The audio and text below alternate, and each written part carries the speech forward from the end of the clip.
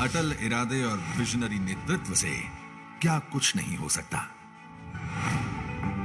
भारत के गांव में बसे लाखों पशुपालकों की प्रगति को गति देने के उद्देश्य से माननीय प्रधानमंत्री श्री नरेंद्र मोदी जी ने किए हैं अनगिनत प्रयास। इन्हीं प्रयासों का नतीजा है कि आज बनास डेयरी देश में सबसे ज्यादा दूध उत्पादन करती डेयरी के तौर पर उभर कर आई है, जिसका लाभ डेयरी से जुड़े पशुपालकों को एक आत्मनिर्भर जीवन के स्वरूप में मिला है। देश का डेयरी सेक्टर पशुपालन श्वेत क्रांति में नई ऊर्जा, किसानों की स्थिति को बदलने में बहुत बड़ी भूमिका निभा सकती है। उनकी अतिरिक्त आय का बहुत बड़ा साधन बन सकता है। दूध उत्पादन में बनास डेयरी वार्षिक 14% की बढ़ोतरी दर्ज कर रही है। दूध उत्पादन और पशुपालकों की आय में वृद्धि की ये परंपरा जारी रहे, इसी विचार के साथ बनास डेयरी ने किया दियोदर तालुका के सनादर गांव में नया डेयरी प्लांट स्थापित करने का आयोजन। 30 लाख लीटर की दैनिक क्षमता से सुसज्ज इस नवनिर्मित डेयरी प्लांट को भविष्य में 50 लाख लीटर की दैनिक क्षमता तक विकसित किया जा सकता है। 151 बीघा जमीन पर स्थापित ये डेयरी प्लांट का काम लॉकडाउन की चुनौतियों के बीच भी जारी रहा और 18 महीनों की छोटी अवधि में निर्माण कार्य पूर्ण हुआ। जब एक डेयरी के पास उसकी क्षमता से ज्यादा दूध आता है तो डेयरी को मिल्क हॉलिडे घोषित करना पड़ता है, जिसका मतलब है कि डेयरी उस दिन के लिए पशुपालकों से दूध नहीं खरीद पाएगी। एक मिल्क हॉलिडे अगर घोषित किया जाए तो 30 करोड़ रुपयों का नुकसान होता है और 10 मिल्क हॉलिडे पर 300 करोड़ रुपयों का। लेकिन मिल्क हॉलिडे घोषित न करके बढ़ते उत्पादन को अपनी प्लानिंग का हिस्सा बनाकर 610 करोड़ के खर्च पर बनास डेयरी ने किया सनादर डेयरी प्लांट का निर्माण। इस नए प्लांट के कार्यान्वयन से होगी परिवहन खर्च में 13 करोड़ 78 लाख की वार्षिक बचत।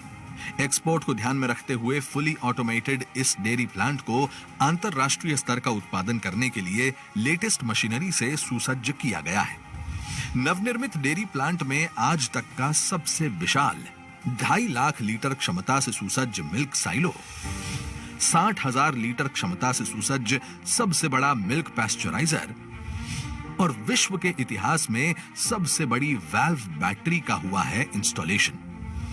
इतना ही नहीं, हाईएस्ट एनर्जी सेविंग और वाटर रिसाइकलिंग के लिए भी जरूरी टेक्नोलॉजी से सुसज्ज है ये फुली ऑटोमेटिक प्लांट। FSSAI और इंटरनेशनल स्टैंडर्ड्स के अनुसार टैंकर के अंदर और बाहरी हिस्से की वॉशिंग फैसिलिटी भी उपलब्ध है यहाँ।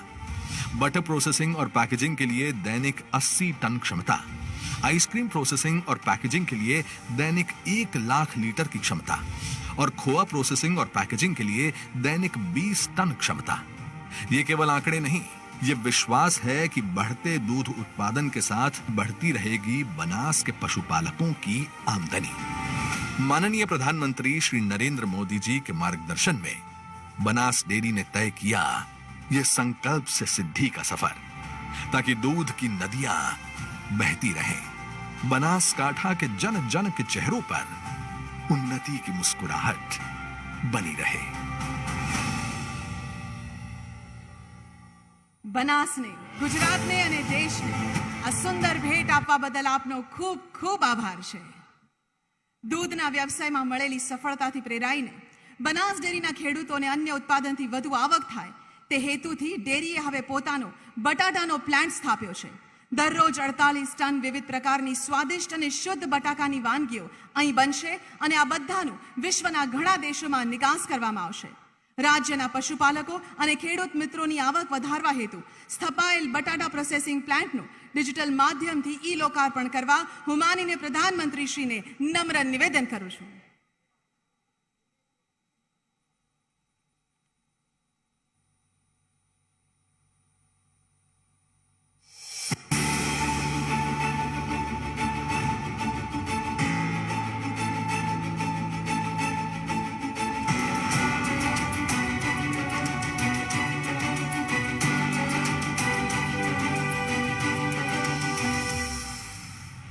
मरुभूमि में भी जान भरने की ताकत अगर है तो बनासकांठा के किसान में है, उत्तर गुजरात के किसान में है, जो अपना पसीना बहा करके जमीन में जान भर देता है। माननीय प्रधानमंत्री श्री नरेंद्र मोदी जी के किसानों की आय बढ़ाने के विजन को यथार्थ करने के उद्देश्य के साथ बनास डेयरी ने पोटैटो प्रोसेसिंग प्लांट स्थापित करके किसानों से सही दाम पर आलू खरीद के उससे फ्रेंच फ्राइज और स्पेशलिटी आइटम्स जैसे कि smiley aloo tikki, veggie stick, hash brown, burger patty, potato wedges इत्यादि बनाने का आयोजन किया है। गर्व की बात यह भी है कि दैनिक 48 टन की क्षमता से सुसज्ज दुनिया का पहला कोऑपरेटिव पोटैटो प्रोसेसिंग प्लांट स्थापित हुआ है बनासकांठा में। माननीय प्रधानमंत्री श्री नरेंद्र मोदी जी के मार्गदर्शन में बनास डेयरी ने तय किया यह संकल्प से सिद्धि का सफर।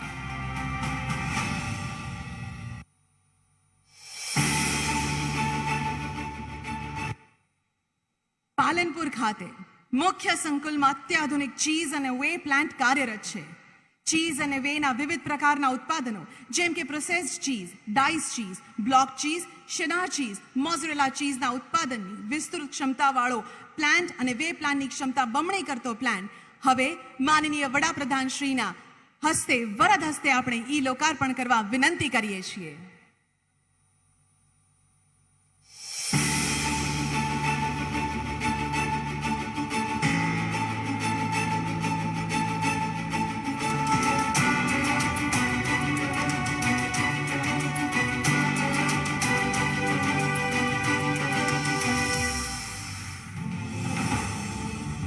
दूरदर्शिता के साथ भविष्य की जरूरतों की तैयारी आज ही कर लेना हमें हमारे प्रधानमंत्री श्री नरेंद्र भाई मोदी जी ने सिखाया है। दूध उत्पादन में वार्षिक बढ़ोतरी और चीज, पनीर और वे की बढ़ती मांग को ध्यान में रखते हुए बनास डेयरी ने की चीज और वे पाउडर प्लांट की क्षमता में वृद्धि, जिसका सीधा लाभ मिलेगा हमारे पशुपालकों को, क्योंकि क्षमता में वृद्धि के साथ बढ़ेगी दूध की खरीदी, जिससे बढ़ेगी उनकी आमदनी।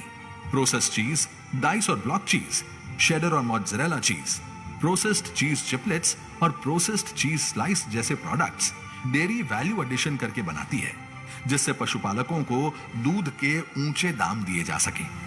वेस्ट में से बेस्ट बनाने की थीम पर ध्यान केंद्रित करते हुए वे के उपयोग से हाई प्रोटीन प्रोडक्ट्स बनाए जाते हैं, जो फिटनेस और स्पोर्ट्स से जुड़े लोगों के लिए क्वालिटी प्रोडक्ट है। वे पाउडर प्लांट में आधुनिक टेक्नोलॉजी की मदद से प्रोसेसिंग क्षमता को दुगना किया गया है। चीज और वे पाउडर प्लांट के क्षमता निर्माण से चीज और वे पाउडर प्लांट की क्षमता में वृद्धि होने से पशुपालकों के जीवन में खुशहाली बढ़ेगी और विकासशील बनासकांठा की प्रगति को मिलेगी नई गति।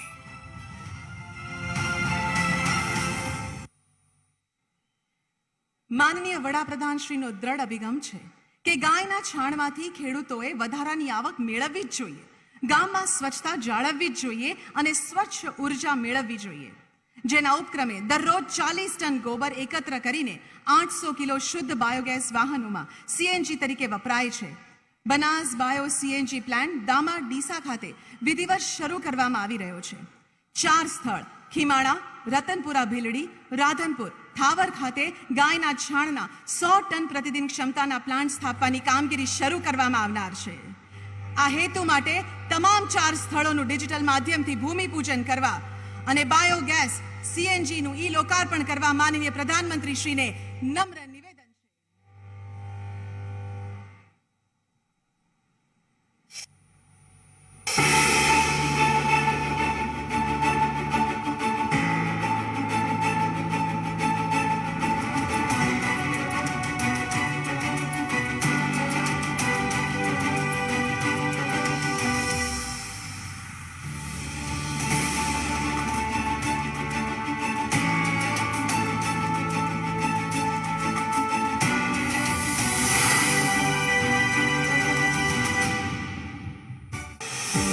आत्मनिर्भर भारत, एक ऐसा भारत जहां वेस्ट में से बेस्ट बनाने के संकल्प के तहत पशुधन के गोबर से भी हो किसानों की आमदनी में बढ़ोतरी, जहां सॉलिड वेस्ट मैनेजमेंट के साथ जुड़ी हो गांवों की उन्नति, ऐसे आत्मनिर्भर भारत के निर्माण के लिए हमारे गांव और पशुपालकों को आत्मनिर्भर बनाने के लिए प्रयत्नशील रहती है बनास डेयरी। इन्हीं प्रयासों के स्वरूप में माननीय प्रधानमंत्री श्री नरेंद्र मोदी जी के मार्गदर्शन में बनास डेयरी ने स्थापित किया प्रतिदिन 40 टन गोबर प्रोसेस करने की और 800 किलो बायोगैस का आउटपुट देने की क्षमता से सुसज्ज गुजरात का पहला बनास बायो सीएनजी प्लांट, जिसके तहत एक और दूध की तरह पशुपालकों से गोबर खरीदने की पहल से उनकी आमदनी बढ़ी है, तो दूसरी ओर परिवहन के लिए बायो सीएनजी गैस और फार्मिंग के लिए ऑर्गेनिक खाद का उत्पादन हो रहा है। बायोगैस सृजन से एक स्वच्छ भविष्य का निर्माण करने के लिए खीमाना, रतनपुर, राधनपुर और थावर इन 4 स्थानों पर प्रतिदिन 5000 क्यूबिक मीटर क्षमता से सुसज्ज नए बायोगैस प्लांट्स की होगी स्थापना। माननीय प्रधानमंत्री श्री नरेंद्र मोदी जी का वेस्ट में से बेस्ट बनाने का मंत्र बनास के पशुपालकों को प्रदान करेगा विकास की एक नई ऊर्जा।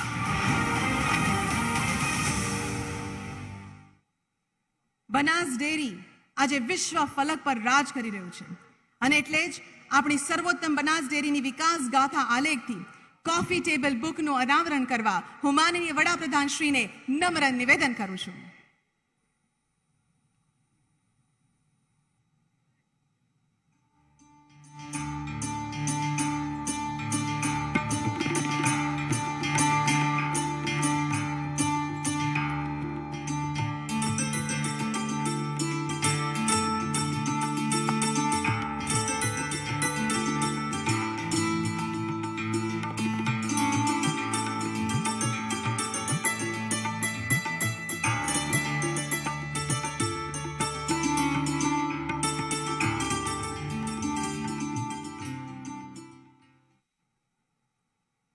સૌનો ખૂબ ખૂબ આભાર। હવે આજના વિશિષ્ટ કાર્યક્રમમાં આપણી સાથે ઉપસ્થિત માનનીય ગુજરાત પ્રદેશ પ્રમુખ શ્રી CR પાટીલજીને નમ્ર નિવેદન કે આ પ્રાસંગિક ઉદ્બોધન કરશોજી।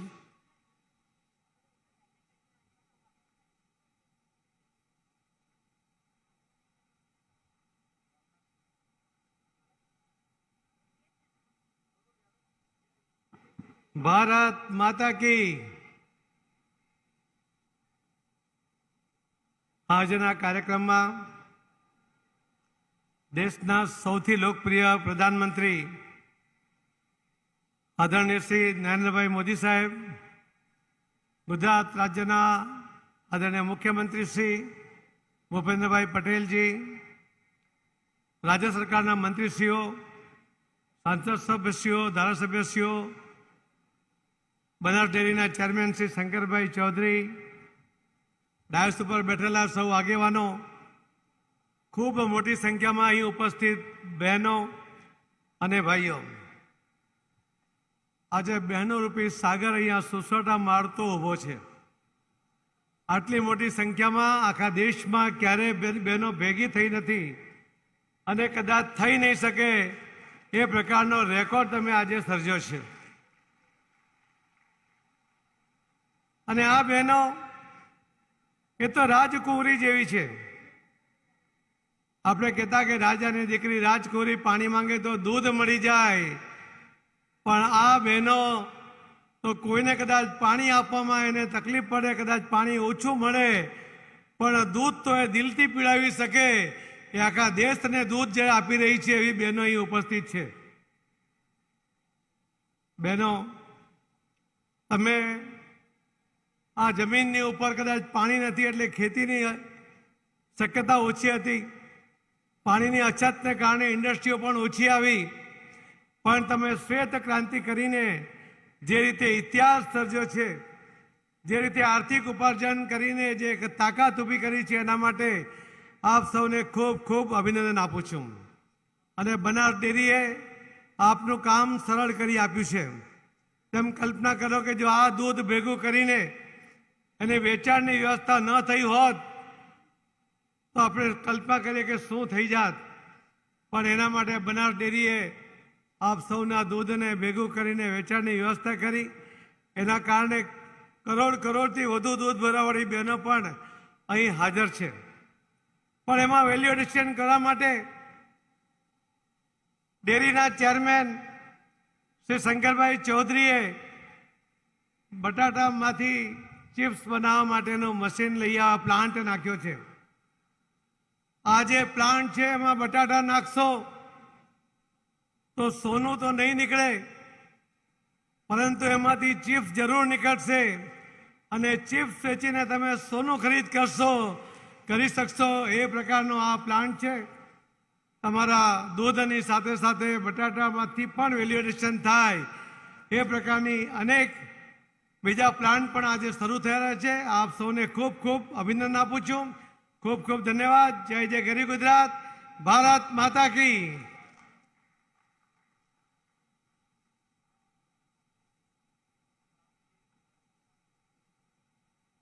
માનનીય શ્રી CR પાટીલજી, આપના ઉત્સાહપૂર્ણ શબ્દો માટે અમે આપના આભારી છીએ. હવે હું આપણા ગુજરાત રાજ્યના માનનીય મુખ્યમંત્રી શ્રી ભૂપેન્દ્રભાઈ પટેલને નમ્ર નિવેદન કરું છું કે આ પ્રાસંગિક ઉદ્બોધન કરશો. જી.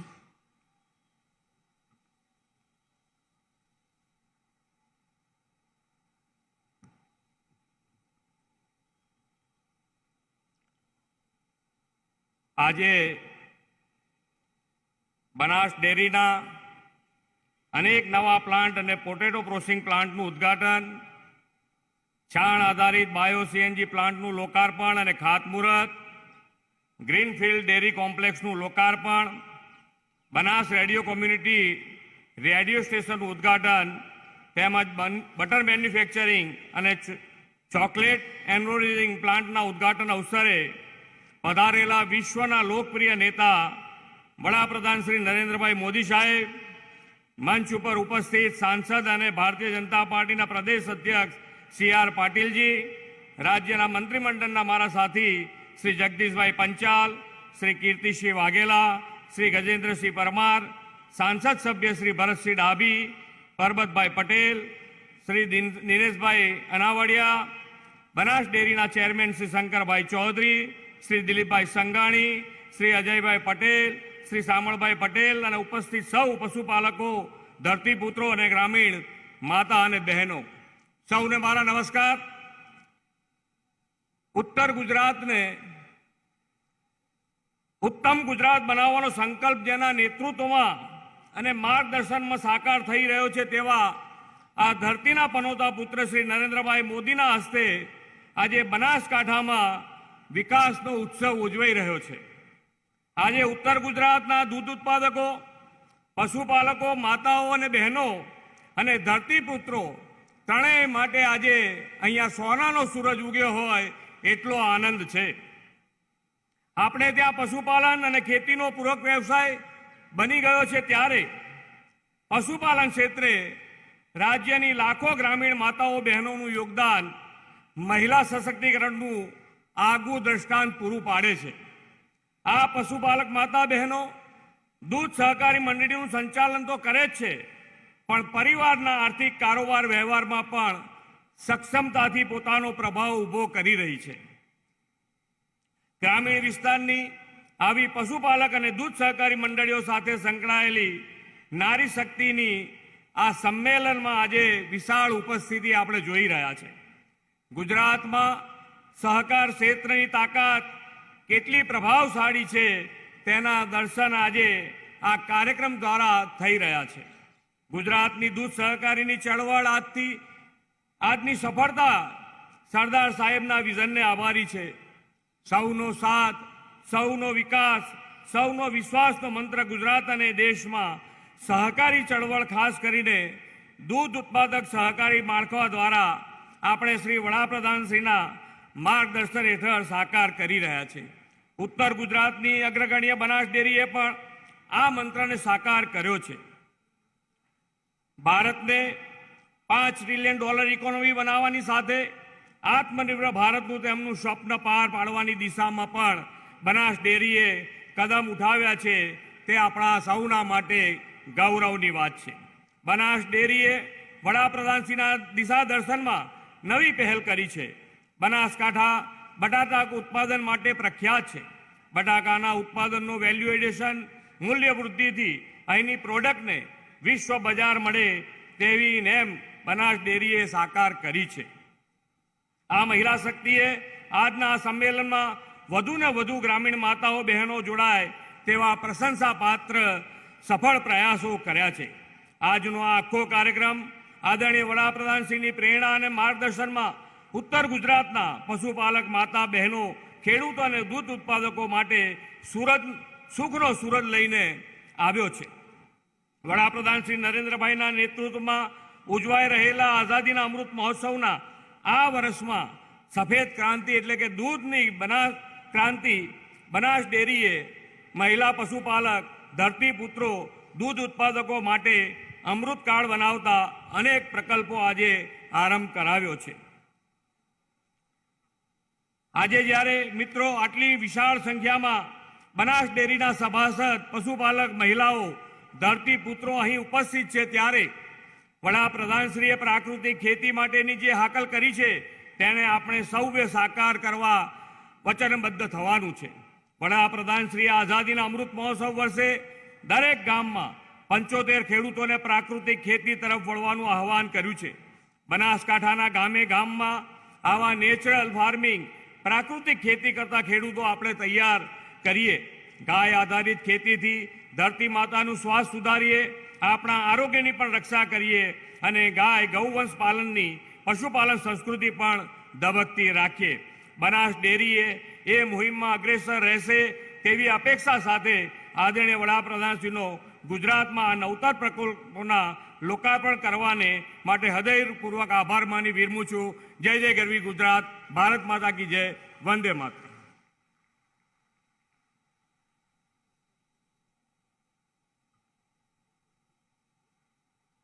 માનનીય મુખ્યમંત્રી શ્રી, આપના પ્રોત્સાહનપૂર્ણ શબ્દો માટે આપનો ખૂબ ખૂબ આભાર છે. સૌનો સાથ, સૌનો વિકાસના સંકલ્પ મંત્રને લઈને વિકાસને જન આંદોલનમાં પરિવર્તિત કરી દરેક ક્ષેત્રમાં મહિલા સશક્તિકરણને પ્રાધાન્ય આપી દેશને ગૌરવ અપાવ્યું છે. એવા જનપ્રેરક, માર્ગદર્શક અને દીર્ઘદ્રષ્ટા માનનીય પ્રધાનમંત્રી શ્રી નરેન્દ્રભાઈ મોદીજીને તાળીઓના ગડગડાટ સાથે તેઓના સંબોધન માટે આમંત્રિત કરીએ છીએ.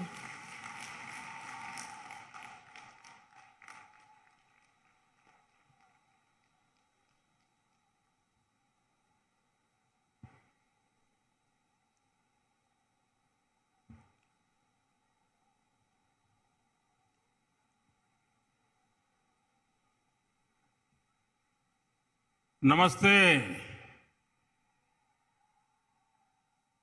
ये परा बजा मजामा? हाँ, હવે જરા તમારી ક્ષમા માંગીને શરૂઆતમાં થોડું મારે હિન્દીમાં બોલવું પડશે. બાબા બન્યા હે તો હિન્દી બોલના પડેગા ને, કારણ કે આ મીડિયાવાળા મિત્રોની વિનંતી હતી કે સાહેબ હિન્દીમાં બોલો તો સારું. તો મને થયું કે બધું તો નહીં પણ થોડું ઘણું જરા એમને હાચવી લઈએ. गुजरात के लोकप्रिय मुख्यमंत्री मृदु एवं मक्कम श्री भूपेंद्र सिंह पाटिल, गुजरात सरकार के मंत्री भाई जगदीश पंचाल, इसी धरती के संतान श्री कीर्ति सिंह वाघेला, श्री गजेंद्र सिंह परमार, सांसदगण श्री परबत भाई, भरत सिंह डाभी, दिनेश भाई अनावड़िया, बनास डेयरी के चेयरमैन, ऊर्जावान मेरे साथी भाई शंकर चौधरी, अन्य महानुभाव, बहनों और भाइयों, मां नरेश्वरी और मां अंबाजी की इस पावन धरती को मैं शत शत नमन करता हूं. आप सभी को भी मेरा प्रणाम. शायद जीवन में पहली बार ऐसा अवसर आया होगा कि एक साथ 1.5-2 लाख माताएं बहनें आज मुझे यहां आशीर्वाद दे रही हैं, हम सबको आशीर्वाद दे रही हैं. और जब आप ओवारना ले रही थी तब मैं अपने मन के भाव को रोक नहीं पाता था. आपके आशीर्वाद, मां जगदम्बा की भूमि की माताओं के आशीर्वाद मेरे लिए एक अनमोल आशीर्वाद है, अनमोल शक्ति का केंद्र है, अनमोल ऊर्जा का केंद्र है। मैं बनास की सभी माताओं बहनों को आदरपूर्वक नमन करता हूं। भाइयों और बहनों, बीते 1-2 घंटे में मैं यहां अलग अलग जगहों पर गया हूं। डेयरी सेक्टर से जुड़ी सरकारी योजनाओं की लाभार्थी पशुपालक बहनों से भी मेरी बड़ी विस्तार से बातचीत हुई है। ये जो नया संकुल बना है, पोटैटो प्रोसेसिंग प्लांट है, वहां भी विजिट करने का अवसर मुझे मिला। इस पूरे समय के दौरान जो कुछ भी मैंने देखा, जो चर्चा हुई, जो जानकारियां मुझे दी गई है, उससे मैं बहुत ही प्रभावित हूं और मैं डेयरी के सभी साथियों को और आप सबको हृदय से बहुत बहुत बधाई देता हूं। भारत में गांव की अर्थव्यवस्थाओं को, माताओं बहनों के सशक्तिकरण को कैसे बल दिया जा सकता है, कोऑपरेटिव मूवमेंट यानी सहकार कैसे आत्मनिर्भर भारत के अभियान को ताकत दे सकता है, ये सब कुछ यहां प्रत्यक्ष अनुभव किया जा सकता है। कुछ महीने पहले मुझे अपने संसदीय क्षेत्र वाराणसी में बनास काशी संकुल का शिलान्यास करने का अवसर मिला था। मैं बनास डेयरी का हृदय से आभार व्यक्त करता हूं कि काशी के मेरे क्षेत्र में आकर के भी वहां के किसानों की सेवा करने का, पशुपालकों की सेवा करने का गुजरात की धरती से बनास डेयरी ने संकल्प किया और अब मूर्त रूप दिया जा रहा है। मैं इसके लिए काशी के सांसद के नाते मैं आप सबका कर्जदार हूं, मैं आप सबका ऋणी हूं और इसलिए मैं विशेष रूप से बनास डेयरी को हृदय से धन्यवाद करता हूं। आज यहां बनास डेयरी संकुल के लोकार्पण का कार्यक्रम का हिस्सा बनकर मेरी खुशी अनेक गुना बढ़ गई है। भाइयों और बहनों, आज यहां जो भी लोकार्पण और शिलान्यास किए गए हैं, वो हमारी पारंपरिक ताकत के से भविष्य के निर्माण के उत्तम उदाहरण है। बनास डेयरी संकुल, चीज और वे प्लांट, ये सभी तो डेयरी सेक्टर के विस्तार से अहम है ही। बनास डेयरी ने ये भी सिद्ध किया है कि स्थानीय किसानों की आय बढ़ाने के लिए दूसरे संसाधनों का भी उपयोग किया जा सकता है। अब बताइए, आलू और दूध का कोई लेना देना है क्या? कोई मेलजोल है क्या? लेकिन बनास डेयरी ने ये रिश्ता भी जोड़ दिया।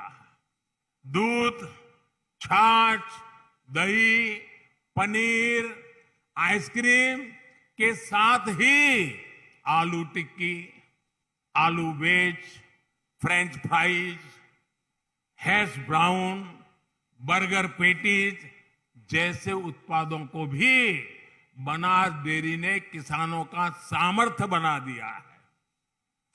ये भारत के लोकल को ग्लोबल बनाने की दिशा में भी एक अच्छा कदम है। साथियों, बनासकांठा जैसे कम वर्षा वाले जिले की ताकत कांकरेज गाय, मैसानी भैंस और यहां के आलू से कैसे किसानों की तकदीर बदल सकती है, ये मॉडल आज बनासकांठा में हम देख सकते हैं। बनास डेयरी तो किसानों को आलू का उत्तम बीज भी उपलब्ध कराती है और आलू के बेहतर दाम भी देती है। इससे आलू किसानों की करोड़ों रुपए कमाई का एक नया क्षेत्र खुल गया है। और ये सिर्फ आलू तक सीमित नहीं है। मैंने लगातार स्वीट रिवॉल्यूशन की बात की है। शहद से किसानों को अतिरिक्त आय से जोड़ने का आह्वान किया है। इसको भी बनास डेयरी ने पूरी गंभीरता से अपनाया है। मुझे ये जानकर भी अच्छा लगा कि बनासकांठा की एक और ताकत यहां की मूंगफली और सरसों को लेकर भी डेयरी ने बड़ी शानदार योजना बनाई है। खाद्य तेल में आत्मनिर्भरता के लिए जो अभियान सरकार चला रही है, उसको बल देने के लिए आपकी संस्था तेल संयंत्र भी लगा रही है। ये तिलहन किसानों के लिए बहुत बड़ा प्रोत्साहन है। भाइयों और बहनों, आज यहां एक बायो सीएनजी प्लांट का लोकार्पण किया गया है और 4 गोबर गैस प्लांट का शिलान्यास हुआ है। ऐसे अनेक प्लांट्स बनास डेयरी देश भर में लगाने जा रही है। ये कचरे से कंचन के सरकार के अभियान को मदद करने वाले हैं। गोबर धन के माध्यम से एक साथ कई लक्ष्य हासिल हो रहे हैं। एक तो इससे गांवों में स्वच्छता को बल मिल रहा है, दूसरा इससे पशुपालकों को गोबर का भी पैसा मिल रहा है, तीसरा गोबर से बायो सीएनजी और बिजली जैसे उत्पाद तैयार हो रहे हैं, और चौथा इस पूरी प्रक्रिया में जो जैविक खाद मिलता है उससे किसानों को बहुत मदद मिलेगी और हमारी धरती मां को बचाने में भी हम एक कदम आगे बढ़ेंगे। इस प्रकार के प्रयास जब बनास डेयरी के माध्यम से पूरे देश में पहुंचेंगे तो निश्चित रूप से हमारी ग्रामीण अर्थव्यवस्था मजबूत होगी, गांव मजबूत होंगे, हमारी बहनें बेटियां सशक्त होगी।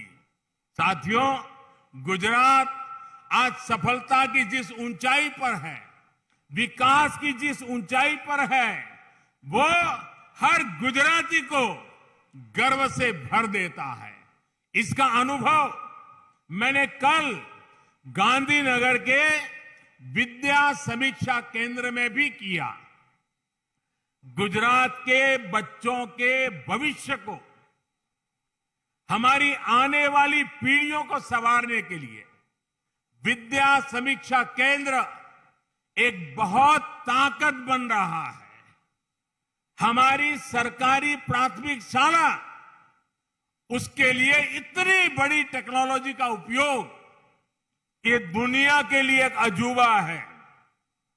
वैसे मैं इस सेक्टर से पहले से जुड़ा रहा हूं, लेकिन गुजरात सरकार के निमंत्रण पर कल मैं विशेष तौर पर गांधीनगर में इसे देखने गया था।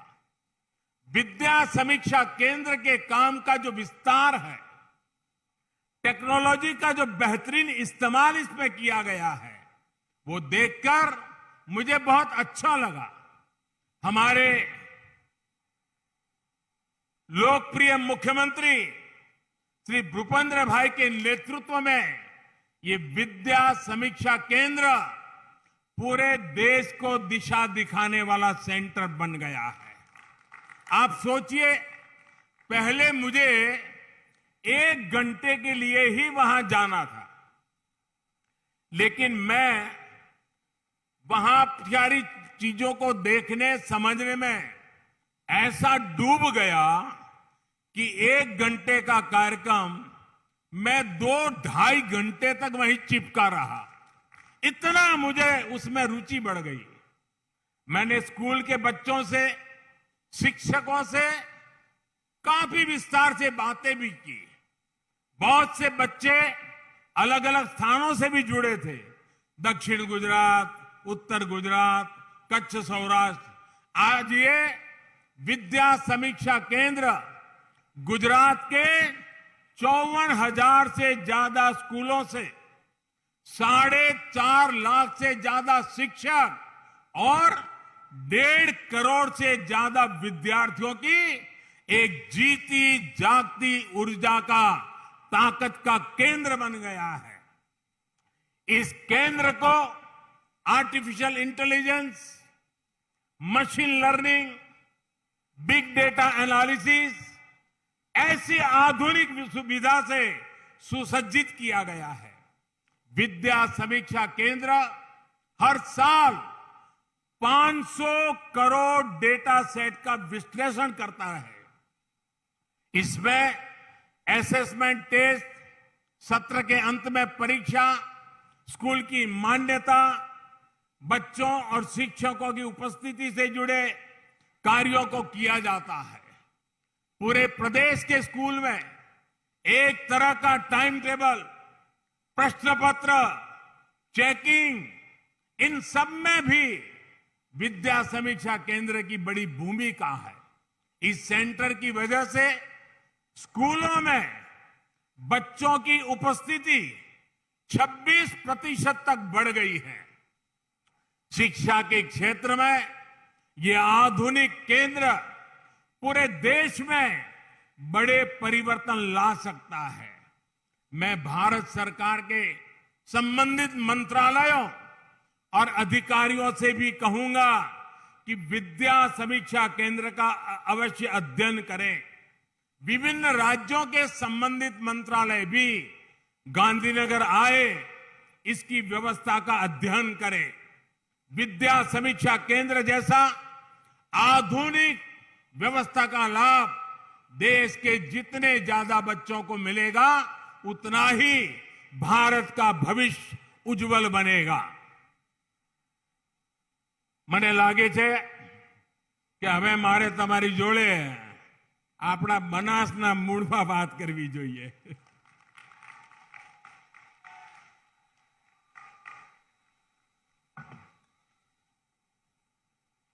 સૌથી પહેલા તો જ્યારે બનાસ ડેરી સાથે જોડાઈને બનાસની ધરતી પર આવું ત્યારે આદરપૂર્વક મારું પહેલું માથું નમે છે મુરબ્બી શ્રી ગલબા કાકા માટે।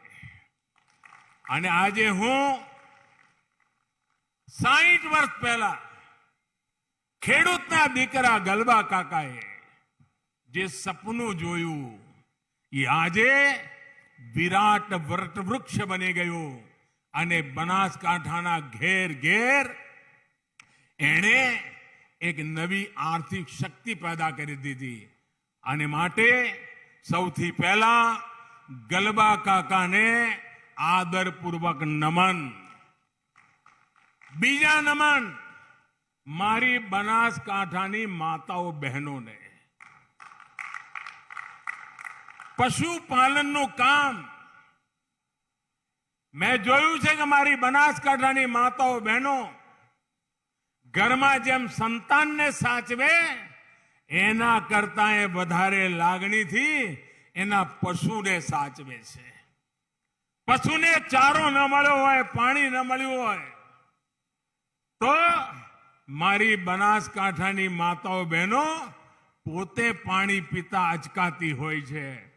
ક્યાંક લગ્ન માટે, વ્યાર તહેવાર માટે ઘર છોડીને એક રાત બહાર જવાનું હોય તો બનાસની મારી માતાઓ બહેનો સગાવાલામાં લગ્ન છોડી દે, પણ પશુને એકલા છોડીને ન જાય। આ ત્યાગ અને તપસ્યા છે।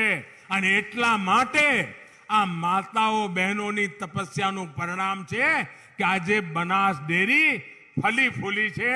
અને માટે મારા બીજા નમન મારી આ બનાસકાંઠાની માતાઓ બહેનોના ચરણોમાં છે। આદરપૂર્વક એમને પ્રણામ કરું છું। કોરોનાના કાલખંડમાં પણ બનાસ ડેરી એક મહત્વનું કામ કર્યું।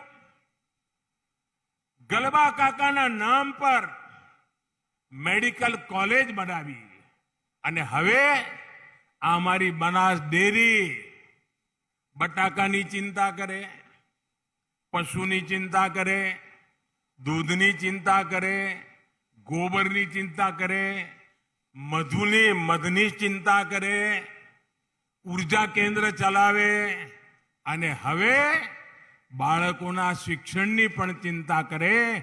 એક પ્રકારે બનાસ ડેરી, બનાસકાંઠાની આ કોઓપરેટિવ મુવમેન્ટ આખાએ બનાસકાંઠાના ઉજ્જવલ ભવિષ્યનું એક જબરજસ્ત ગતિશીલ કેન્દ્ર બની ગયું છે અને એના માટે પણ એક દીર્ઘદ્રષ્ટા વ્યવસ્થા જોઈએ.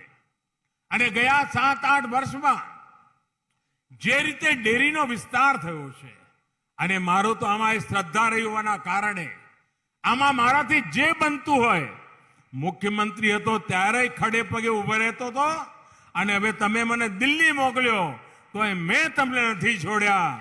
તમારી સાથે રહીને તમારા સુખ દુઃખમાં ઉભો રહ્યો છું. આજે બનાસ ડેરી ઉત્તર પ્રદેશ, હરિયાણા, રાજસ્થાન, છેક ઓડિશામાં સોમનાથની ધરતીથી જગન્નાથની ધરતી સુધી, આંધ્રપ્રદેશ, ઝારખંડ એમના પશુપાલકો માટે પણ એનો વધુને વધુ લાભ આપવાનું કામ કરી રહી છે.